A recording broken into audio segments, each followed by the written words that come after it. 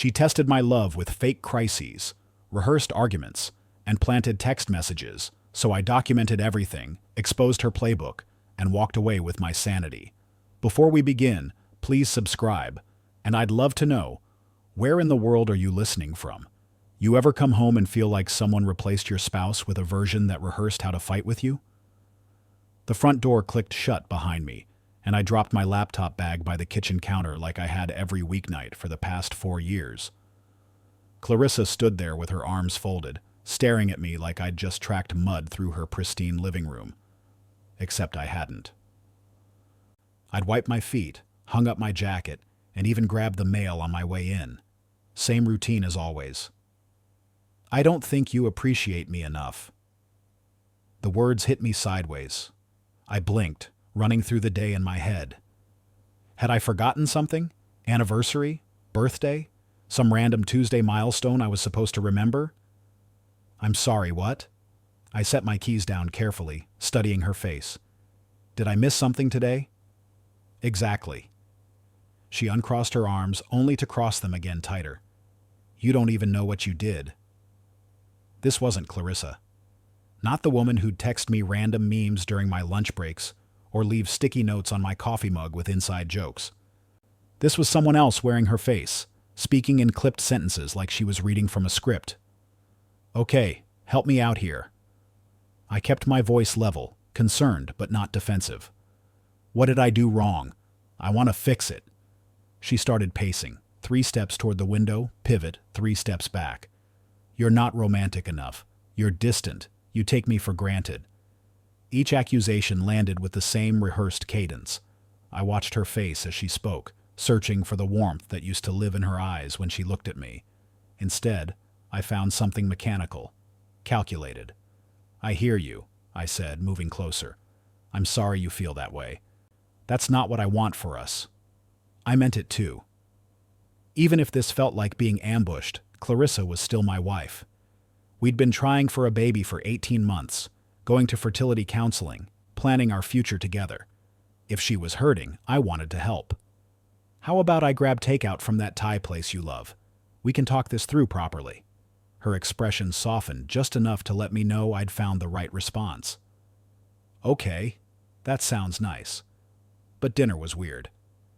Clarissa smiled at appropriate moments, nodded when I talked about my day, even laughed at my terrible joke about debugging code. Yet everything felt performed. Like she was playing the role of wife having a pleasant evening, rather than actually having one. I gave her space that night, figuring maybe work stress or hormone fluctuations from our fertility treatments were messing with her mood. We all had off days, but as I brushed my teeth, I caught myself replaying the conversation, trying to pinpoint what felt so wrong about it. The next morning, she was waiting for me in the kitchen again. You had lunch with Jessica on Tuesday. Not a question, an accusation. Jessica was a senior developer on my team, married, mother of 2, about as threatening as a golden retriever. Yeah, we grabbed sandwiches after the client meeting. It was spontaneous. I poured coffee, keeping my tone casual. Why? You didn't tell me about it. I didn't think it was worth mentioning. We talked about the Peterson project for 20 minutes. Clarissa began that pacing again, back and forth like she was warming up for a courtroom argument. It's another sign that you don't prioritize me. You exclude me from your decisions. It wasn't a decision, Clarissa. It was lunch. I studied her face again, looking for cracks in whatever mask she was wearing. Do you want me to check in before I eat with coworkers? You should already know what I need. That phrase hit me like a cold slap. Since when did my wife start speaking in relationship self-help riddles? The attacks kept coming. Sunday at the grocery store, I held the door for an elderly woman struggling with her cart. Later that afternoon, Clarissa brought it up as evidence that I was more considerate to strangers than your own wife. When I watched a football game for 2 hours, she stormed out and left a passive-aggressive note on my pillow. Thanks for making time for the real love of your life. By Friday, I'd started keeping a mental log of these mood swings. The pattern was becoming clear. Emotional buildup, vague accusation, demand for psychic understanding of her needs. then sullen withdrawal when I failed her unspoken tests. The breaking point came at dinner with Reed and Jennifer Alston, friends we'd known for years. Everything seemed normal until dessert arrived. "How do I even know if you love me?" Clarissa's voice cut through the restaurant chatter like a knife. Every head at nearby tables turned toward us. Reed's fork stopped halfway to his mouth. Jennifer's eyes went wide with the kind of horror reserved for witnessing car accidents. "Clarissa," I said quietly, "let's talk about this at home." "No, I want to talk about it now." Her voice climbed higher. "You never show me that I matter. You go through the motions, but where's the passion? Where's the proof?" I remained calm on the outside while dying inside.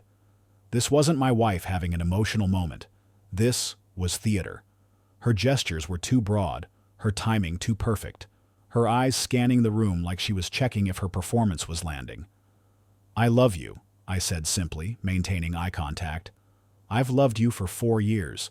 That hasn't changed." She leaned across the table, close enough that only I could hear her next words. "I just need to know how far you'll go for me." I lifted my wine glass, took a slow sip, and smiled.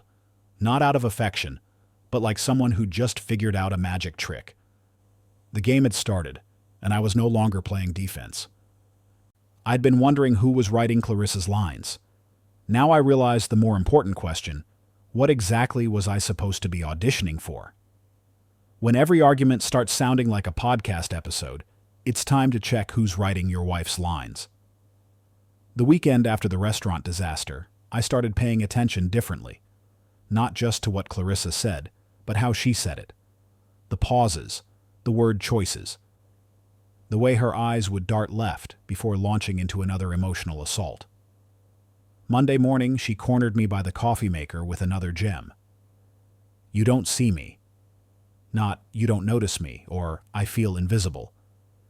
Specifically, "You don't see me," delivered with the kind of emphasis you'd expect from a motivational speaker addressing a packed auditorium. I documented everything, every phrase, every timing, every gesture. By Wednesday, I had a pattern.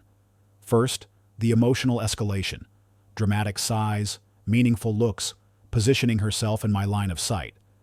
Then the guilt bait. "If I was gone tomorrow, would you even notice?" Or, "Real men don't need to be told what matters." Finally, the vague demand followed by my expected capitulation, which lately I'd been withholding. These weren't Clarissa's words. They sounded like they'd been ripped from relationship blog posts, the kind with titles like "7 Signs Your Man Has Checked Out" or "Make Him Fight for You Again." Thursday evening, I searched online while she was at her book club. 20 minutes into my research, I found forums discussing something called compliance loops and loyalty tests. The language was eerily familiar. One post described emotional mirror drills, techniques for making your partner prove their commitment through manufactured crisis. My blood ran cold. This wasn't relationship advice. This was psychological warfare disguised as self-improvement. Friday lunch, I was grabbing a sandwich at Marvin's Deli when I spotted Brandon Kelly hunched over a corner table, looking like he'd been hit by a truck full of feelings. "Rough week?" I asked, sliding into the booth across from him. Brandon looked up with the hollow eyes of a man who'd been emotionally strip-searched. "You could say that." "Want to talk about it?" He laughed, but there was no humor in it. "My wife asked me last night to reorganize our entire basement at midnight because it's symbolic of our inner chaos. When I said I was tired, she accused me of not caring about our sacred spaces." My sandwich suddenly tasted like cardboard. Sacred spaces? That's what she calls anything she wants me to fix, clean, or rearrange to prove I love her. Brandon rubbed his face with both hands. 3 months ago, Sarah was normal. Now every conversation feels like I'm being cross-examined by someone who's read way too many psychology articles. Is Sarah friends with Clarissa? Yeah, they're in that book club together, every Thursday at Samantha's house. He looked at me with sudden recognition. Wait, don't tell me Clarissa's doing this stuff too? I nodded grimly. What kind of books are they reading? That's just it. They're not reading books anymore. Sarah let it slip last week. They're following some relationship expert named Madeline Pierce. Something about strategic marital empowerment. The name hit me like a punch to the gut. I'd seen that book on Clarissa's nightstand 2 weeks ago.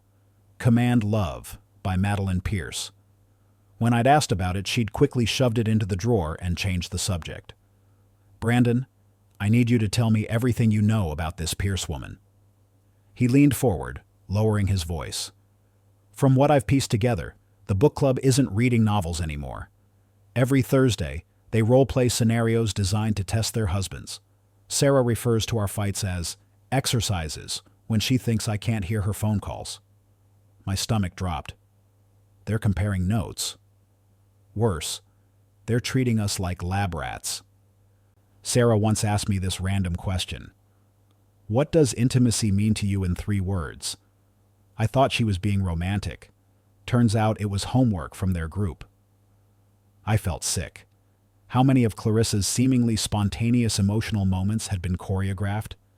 How many intimate conversations had been data collection? There's more, Brandon continued. I overheard Sarah on the phone with Samantha last week. They were discussing their subjects, and that's what they call us. Subject A, B, C. Rating our responses, sharing strategies. Jesus Christ. The worst part? It's working for some of them. Tom Henderson's wife put him through this program 6 months ago. Now he asks permission to watch sports and brings her flowers twice a week. He thinks they've never been happier. I stared out the deli window, watching normal people live their normal lives, unaware that psychological manipulation had been repackaged as relationship enhancement and sold to suburban book clubs. What do you know about this Madeline Pierce? Brandon pulled out his phone, scrolled through screenshots he'd apparently been collecting. Divorced 3 times, no kids, no formal psychology training. Her content is all over social media. Viral posts about making men earn love and emotional power dynamics. Her book titles include Command Love, Make Him Earn You, and Emotional Power is Feminine Power. I studied the photos of Pierce, a polished woman in her 40s with predatory eyes and a smile that belonged on a cult leader. Her bio described her as a relationship transformation specialist and feminine empowerment coach. Her philosophy boils down to this, Brandon explained, reading from his notes. A man proves his love through obedience under pressure. Tests reveal commitment. No response equals no love. She tells women that their husbands aren't partners. They're projects to be managed and improved. The pieces clicked into place. Every fight with Clarissa, every emotional trap, every loyalty test, all of it designed according to someone else's playbook. A playbook written by a woman who'd failed at marriage 3 times but had successfully monetized other people's relationships. So what are you going to do? Brandon asked. I smiled, but it wasn't pleasant. I'm going to let her keep playing the game. What? She thinks she's testing me. But now I know the rules, the strategies, the expected outcomes. She's not improvising anymore. She's following a script. I stood up, leaving my half-eaten sandwich on the table, which means I can write a better ending. That evening, I came home to find Clarissa waiting in the living room with what I now recognized as her serious conversation posture. Legs crossed, hands folded, expression carefully neutral. We need to talk about your commitment to this marriage, she began. Instead of tensing up, I felt oddly relaxed, like walking into a movie you'd already seen and knowing exactly when the plot twist was coming. I love how invested you are in us lately, I said, kissing her cheek as I walked past. She smiled, probably thinking she was winning. I headed to the bathroom, closed the door, and opened my phone. Time to start outlining a counter playbook of my own. If Clarissa wanted to test my commitment, I was about to show her what real strategy looked like. The game was on, but now we were playing by my rules. You can't beat a game you don't understand, but once you learn the rules, you can rewrite them. After my conversation with Brandon, I shifted into full reconnaissance mode. I downloaded an encrypted notes app and started documenting everything under Clarissa Playbook Analysis. Every manipulation attempt got categorized, guilt triggers, silent treatment windows, manufactured conflict points. More importantly, I began running counter tests, intentionally altering my responses to see how she'd recalibrate. If this was psychological warfare, I was about to become a much more interesting opponent. Saturday morning brought the first real opportunity. Clarissa entered the kitchen with that familiar, solemn expression, moving with the deliberate grace of someone about to deliver an important speech. "I don't think you really see me anymore." Bingo. Chapter 4 of Command Love. I'd found a PDF copy online the night before. According to Madeline Pierce, this was supposed to trigger either defensive anger or desperate reassurance.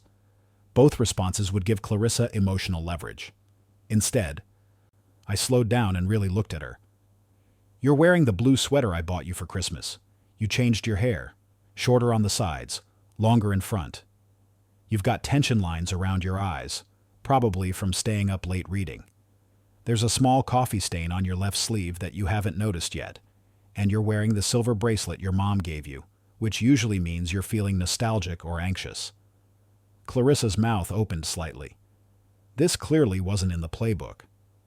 "You also shifted your weight to your right foot when you said see, which means you're unconsciously preparing to either advance or retreat based on my response. Your breathing is shallow, and you're gripping your coffee mug tighter than necessary. I didn't know you noticed all that. Just because I don't narrate everything doesn't mean I don't see you," I said gently. For a moment, something real flickered across her face. Confusion, maybe even vulnerability. But then the mask slipped back into place, and I watched her mentally regroup.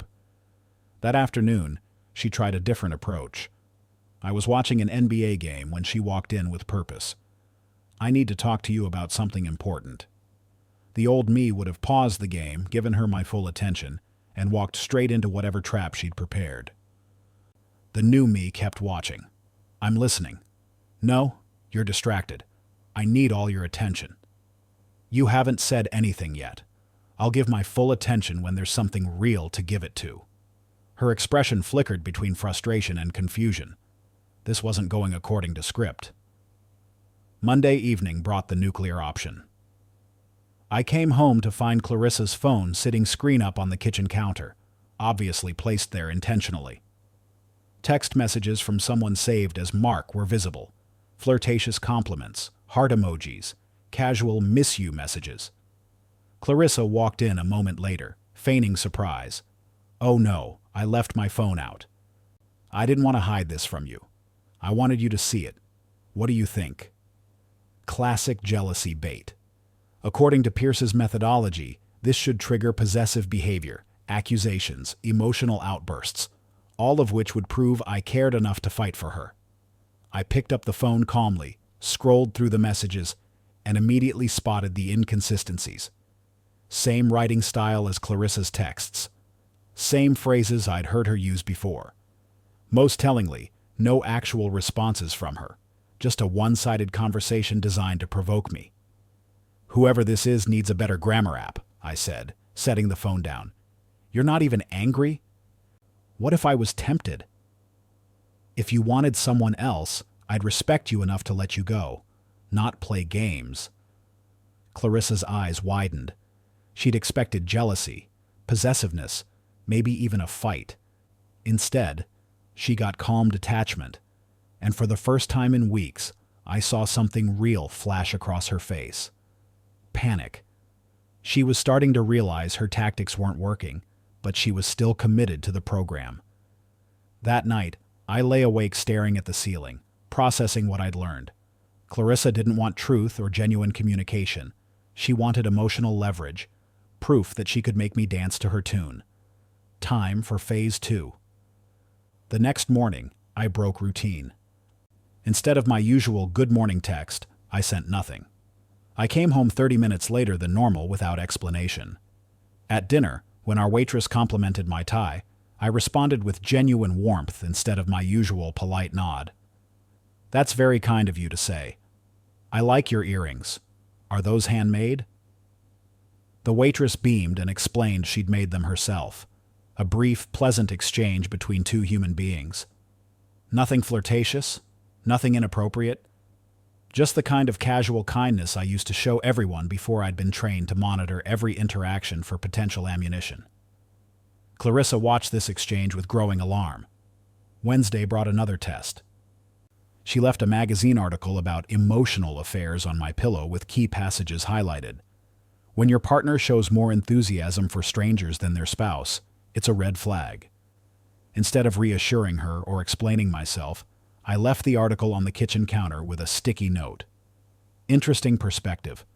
What made you think I should read this? By Friday, Clarissa's carefully constructed tests were falling apart. She'd expected predictable responses: anger, jealousy, desperate attempts to prove my love. Instead, she was getting curiosity, calm analysis, and uncomfortable questions about her motivations.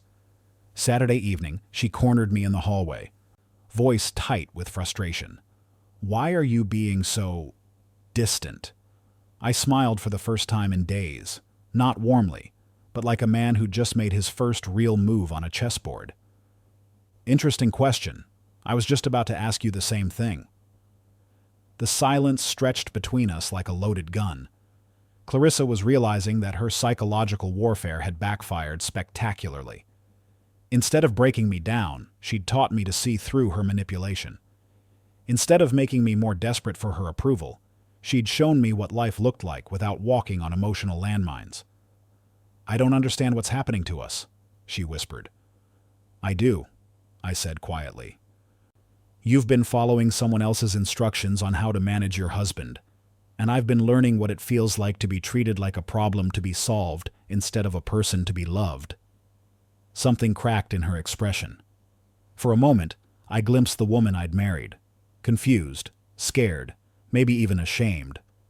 But then the program kicked back in, and she straightened her shoulders. "You're making this about me, but what about your commitment to this marriage?" "My commitment was never the question, Clarissa. The question is whether you want a husband or a trained SEAL." I walked past her into the bedroom, leaving her standing in the hallway. As I closed the door, I heard her whispered words. "This isn't how it's supposed to work." No, it wasn't. Because for the first time since this whole nightmare began, I wasn't following her script. I wasn't following anyone's script. I was writing my own ending. And tomorrow, I was going to find out just how far Clarissa was willing to go to maintain control, and how far I was willing to go to get my life back. You can only test someone's love so many times before they stop trying to pass, and start grading your performance instead. Tuesday morning found Clarissa switching tactics again. She sat across from me at the breakfast table with what I now recognized as her vulnerable confession posture. Shoulders slightly hunched, hands wrapped around her coffee mug like it was an anchor. "I feel like we're growing apart, like we're just roommates now." Classic Pierce methodology. When aggression fails, try manufactured vulnerability. Make the target feel guilty for not responding to emotional manipulation by framing their resistance as coldness. "That's an interesting observation," I said, buttering my toast with deliberate calm. "When did you start feeling this way?" She hesitated, probably not expecting curiosity instead of guilt. "I don't know. Maybe a few weeks ago. Funny." I took a bite, chewed thoughtfully. "That's exactly when you started acting like someone else." The silence that followed was electric. Clarissa's mask slipped for just a moment, revealing something close to genuine fear. "What do you mean?" The dramatic pauses, the repetition of specific phrases, the pseudo-therapeutic buzzwords. I leaned forward, studying her face. "You're not improvising this stuff, Clarissa. You're reading it." Her coffee mug hit the table harder than necessary. "I don't know what you're talking about." "Sure you do." I stood up, my breakfast half finished. "You've been following someone's instructions. The question is, who?" She opened her mouth to deny it, then closed it. Something in my tone must have told her the game was over. "The book club," she whispered. "It's more than just books." "No kidding. Tell me about Madeline Pierce." Clarissa's face went white. "How do you—" "Because I'm not stupid, And your little psychology experiment has been pretty transparent once I knew what to look for. I sat back down, my voice calm but implacable. You've been treating me like a lab rat, and I'm not volunteering for that anymore. The confession came out in broken pieces. The book club had morphed into something Pierce called strategic marital empowerment. Weekly challenges, accountability groups, online support threads where wives compared notes about their subjects. They role-played scenarios, shared strategies, rated each other's progress. It's about taking control of the emotional health of your marriage, Clarissa said, the words sounding hollow even as she spoke them. You don't control emotional health, I replied. You build it, together, with trust and communication, not manipulation and tests. Everyone's doing it. Some couples are stronger now because of it. I studied her face, looking for any trace of the woman I'd married. Are you sure it's the marriage that's stronger, or just the performance? She tried to justify it, explaining how Pierce's teachings had helped her feel empowered and in control of her relationship destiny. How the other wives had seen amazing results. How their husbands were more attentive, more romantic, more committed. More obedient, you mean? That's not... Yes, it is. I stood up again, this time with finality. You've spent weeks wondering if I'd fight for this marriage. You've tested my patience, my love, my commitment. Well, congratulations. You're about to find out what all of that looks like when I stop playing your games. Her expression shifted to panic. What does that mean? It means I have 3 rules, and they're not negotiable. I held up one finger. First, no more tests. If you have a concern, say it, directly. No more psychological warfare disguised as relationship improvement. Second finger. Cut off all Pierce content for 90 days minimum. No books, no podcasts, no online groups, no Thursday night strategy sessions. Third finger. Return to honest communication. Talk to me like I'm your husband, not a problem to be managed. Clarissa immediately went defensive. You're trying to control me. I'm protecting myself from being manipulated by the woman I married. There's a difference. And if I don't agree to those rules? I smiled, calm, collected, but absolutely serious. Then you'll find out how committed I am to not living in someone else's power fantasy. The words hung in the air like a challenge. Clarissa stared at me, probably running through her Pierce-approved responses to ultimatums and boundary setting. You're threatening divorce. I'm describing reality. You've spent weeks wondering if I'll fight for this marriage. Now you get to see what it looks like when I stop fighting your manufactured battles and start fighting for my own sanity instead. Tears started flowing, and for the first time in weeks, I couldn't tell if they were real or another manipulation. The line between Clarissa's genuine emotions and her learned responses had been so thoroughly blurred that maybe she couldn't tell either. I just wanted to be sure you loved me, she sobbed. If you had to run me through a gauntlet of emotional traps to be sure, I said quietly, then you never trusted me to begin with. I left her crying in the kitchen and walked around the block, my heart pounding like I'd just survived a car crash. This wasn't victory. It was carnage. The woman I'd married was still in there somewhere, but she'd been so thoroughly programmed by Pierce's toxic methodology that I wasn't sure she remembered how to be herself anymore. When I got back, Clarissa was gone. Her car wasn't in the driveway. That evening, she returned with takeout from my favorite BBQ place and a smile that felt like poison wrapped in ribbon. I think we got off on the wrong foot this morning, she said, setting the bags on the counter. I brought dinner. Maybe we can reset. Talk about this like adults. I looked at the food, then at her smile, then at the careful way she was positioning herself in what Pierce probably called reconciliation posture. I didn't say a word, just reached for a pen and wrote down the date in my phone. Round 2 begins. Because that's exactly what this was. Not an apology or genuine attempt at communication, but the next phase of her program. Pierce probably had an entire chapter about managing pushback and reestablishing control after resistance. Well, she was about to learn that I'd been taking notes too. And my playbook was a lot simpler than hers. Complete honesty, absolute boundaries, and zero tolerance for emotional manipulation disguised as love. The old Gavin would have been grateful for the food and the apparent olive branch. The new Gavin recognized a Trojan horse when he saw one. "Thanks for dinner," I said finally. "I'll eat it after I finish documenting today's conversation." Her smile faltered. "Documenting? Every test, every manipulation, every script you've run on me for the past 2 months. I'm building quite a comprehensive file." I looked up from my phone, meeting her eyes directly. "Just in case I need to remember exactly how we got here." The color drained from her face as the implications sank in. She'd been so focused on testing my commitment to the marriage that she'd never considered what would happen if I started documenting her commitment to destroying it. Game on, I thought. But this time, we're playing for keeps. Sometimes the most dangerous move isn't when they raise their voice, it's when they lower it and think they've regained control.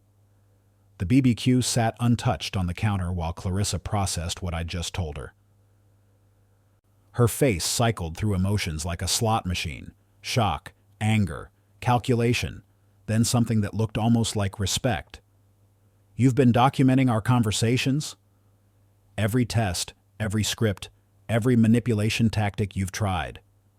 I scrolled through my phone, showing her the encrypted notes app. Timestamps, exact quotes, behavioral patterns. It's fascinating reading, actually. You've been incredibly thorough in your psychological warfare. She sat down heavily, the fight seeming to drain out of her. For a moment, I thought I might have broken through to the real Clarissa, the one who existed before Madeline Pierce got her hooks in. "I never meant for it to go this far," she whispered, "but it did go this far. And you kept pushing even when you could see it was destroying us." I was scared. Her voice cracked. "I wanted to feel like I mattered to you, like you'd fight for me if you had to." I studied her face, looking for genuine remorse beneath the performance. "Then you should have talked to me, not recruited tactics from strangers who think love is a battlefield." "So that's it?"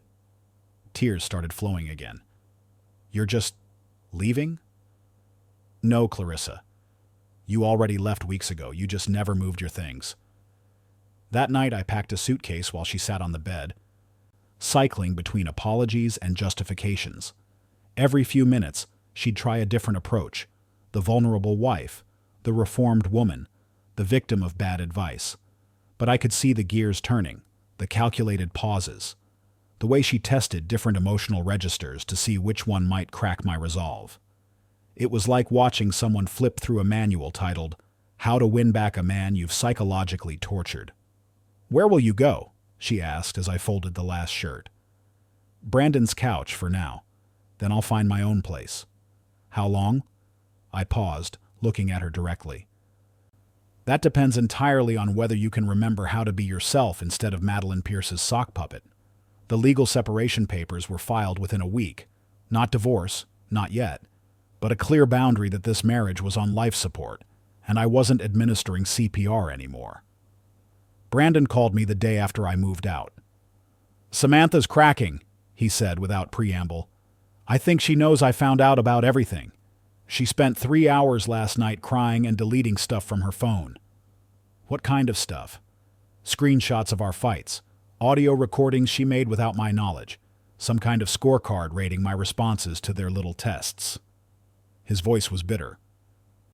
"Turns out I was Subject C, been failing most of my assignments." We started meeting regularly, comparing notes like war veterans debriefing after battle. Brandon had collected his own evidence: message threads from the wives' private Discord server, screenshots of Pierce's coaching materials, even recordings of phone conversations where the women discussed their projects. That's when we discovered the true scope of what we'd been dealing with. The book club was just the local cell of a much larger network. Madeline Pierce had built a cult-like following of women who followed her Strategic Marital Empowerment program. Regional organizers, private online communities, even subscription services that delivered monthly relationship challenges.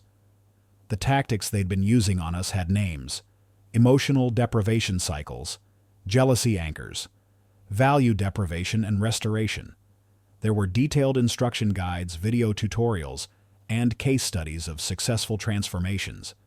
Brandon showed me one forum post that made my blood run cold. Subject B is starting to question the process, recommend increasing resistance phase tactics, and emotional consequence protocols. Subject B. That was me. Clarissa had been documenting our fights just like I had, but she'd been sharing them with strangers online, asking for advice on how to break down my defenses more effectively. Our most intimate moments, our private struggles, had become content for Pierce's followers to analyze and critique. "Look at this," Brandon said, pulling up another screenshot. "They have metrics, response time to emotional triggers, compliance rates for different manipulation techniques, effectiveness scores for various guilt strategies." I stared at the data, feeling sick. We hadn't been husbands to them. We'd been research subjects in an ongoing behavioral experiment. That night, alone in my new studio apartment, I finally allowed myself to feel the full weight of what had happened. The woman I'd married, the woman I'd been trying to have children with, had been systematically applying psychological pressure techniques designed to break down my sense of reality and rebuild it according to someone else's specifications. The worst part wasn't even the manipulation itself. It was the complete lack of consideration for my humanity in the process. I'd been reduced to data points and behavioral patterns, my emotions cataloged and weaponized by people who'd never met me. My phone buzzed, a text from Clarissa. "I still believe we can heal. Please come home so we can rebuild." I read it twice, then opened my laptop and clicked on a folder I'd titled Final Evidence, just in case. Screenshots, audio files, documented behavioral patterns, forum posts where my wife had described our intimate life to strangers, seeking advice on how to manipulate me more effectively. It wasn't about emotion anymore. It wasn't even about our marriage. It was about protecting myself from someone who'd proven she was willing to sacrifice my psychological well-being for the approval of an online community led by a woman who'd failed at marriage 3 times. I typed back, "I'll consider coming home when you can explain why you thought it was acceptable to share intimate details of our marriage with strangers on the internet." The response came back almost immediately. "I don't know what you're talking about." Still lying, still deflecting, still following the script. I turned off my phone and stared out the window at the city lights. Tomorrow I'd have to decide whether this marriage was worth fighting for, or if the woman I'd fallen in love with had been so thoroughly replaced by Pierce's programming that she no longer existed. Either way, I was done being anyone's test subject. The experiment was over, and the results were clear. Some relationships don't survive the cure. But for the first time in months, I was sleeping peacefully. No tests to fail, no emotional minefields to navigate, no scripts to decode. Just silence, and the slowly returning sense that I was allowed to exist without constantly proving my worthiness to someone who'd forgotten how to love without conditions. The real test had never been whether I loved Clarissa enough to endure her games. It was whether I loved myself enough to stop playing them. You can test someone's loyalty all you want. But the real test, the one that matters, is whether they'll still care enough to bury the knife you handed them. 3 months later, I was living in a high-rise apartment near downtown Columbus, with floor-to-ceiling windows and a view of the Scioto River. The place was mine. No shared history, no emotional landmines hidden in familiar routines. Just clean lines, morning coffee without interrogation, and the kind of silence I'd forgotten could exist. I'd returned to hobbies that had withered during the months of psychological warfare. Photography walks through German Village, weekend runs along the Olentangy Trail, journaling without fear that my private thoughts might become ammunition. I even started therapy, not because I was broken, but because I wanted to understand how I'd allowed myself to become someone else's experiment. Dr. Martinez helped me see the patterns I'd missed. Healthy relationships don't require you to prove your love through endurance tests, she said during one session. Love isn't something you earn by surviving someone else's manufactured crises. Through Brandon, I learned that the women's network had imploded. Samantha had moved in with her sister after Brandon served her with separation papers. 2 other wives in their circle had been caught by their husbands, leading to a domino effect of revelations and recriminations. The Thursday night book club had disbanded, but not before several spectacular fights among the women themselves. Apparently, when you build a community around manipulation and control, it eventually turns inward. Sarah's joined some kind of healing circle now, Brandon told me over coffee. Something about recovering from toxic masculinity patterns. I don't even know what that means. I did know what it meant. It was Pierce's next grift. When the marriage manipulation market started drying up, she'd pivoted to selling recovery from the damage she'd helped create. First you break the marriages, then you sell courses on healing from the breakage. Brilliant in its cynicism. What about Clarissa? Brandon asked. Radio silence for 2 weeks. Before that, it was letters. The letters had started arriving a month after I'd moved out. Handwritten on expensive stationery, they read like therapy homework assignments. Full of phrases like, "I understand that my need for validation manifested in harmful behaviors," and "I'm committed to doing the inner work necessary for authentic growth." Even her apologies sounded like they'd been focus grouped. I'd written my own letter in response. Never sent it, just needed to get the words out of my system. I loved you the way you were before someone convinced you that love was a contract you had to enforce through warfare. I fought for the real you, but you stopped showing up to the fight. I'm not angry anymore. I'm free. And freedom was always a better test than jealousy. 6 months after I'd moved out, I ran into Clarissa at Gramercy Books on German Village. I was browsing photography collections when I spotted her in the self-help section, talking quietly with another woman I didn't recognize. She looked older. Not just tired, aged, like the stress of maintaining her emotional manipulations had finally caught up with her. When she saw me, she froze completely. I nodded politely and kept walking toward the checkout counter. Behind me, I heard her friend whisper, "Is that him?" At the register, I felt her presence behind me in line. The old me would have turned around, asked how she was doing, maybe even suggested coffee to talk things through. The new me paid for my book and walked toward the door. "Gavin." I stopped, not because I had to, but because something in her voice sounded genuinely different. When I turned around, she was standing alone. Her friend had apparently made herself scarce. "You look good," she said. "Thanks. You look tired."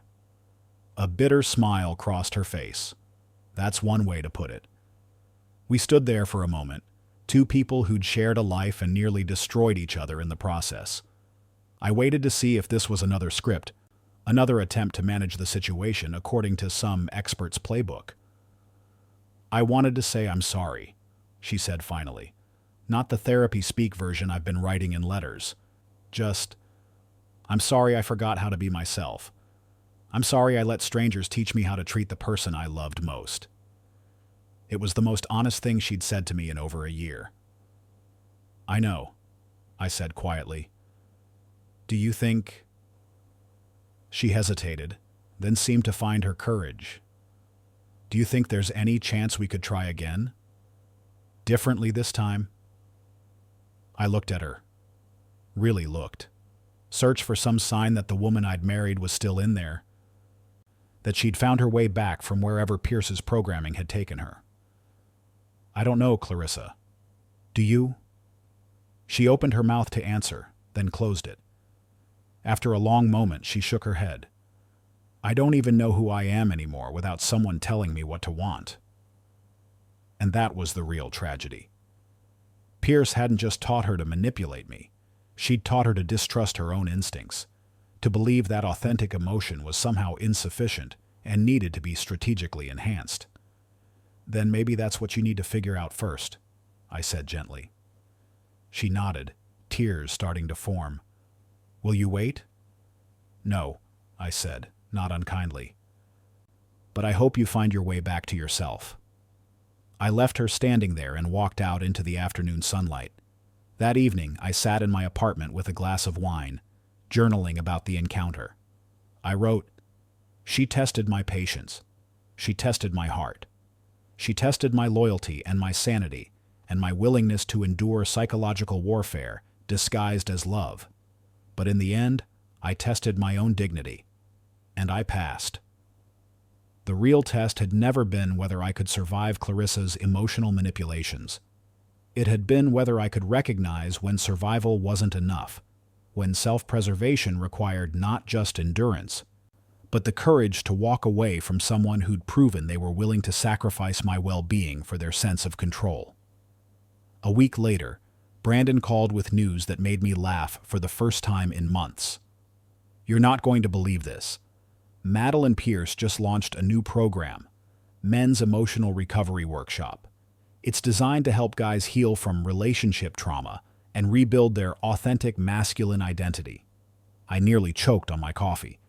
She's literally trying to profit from fixing the damage she caused? Gets better.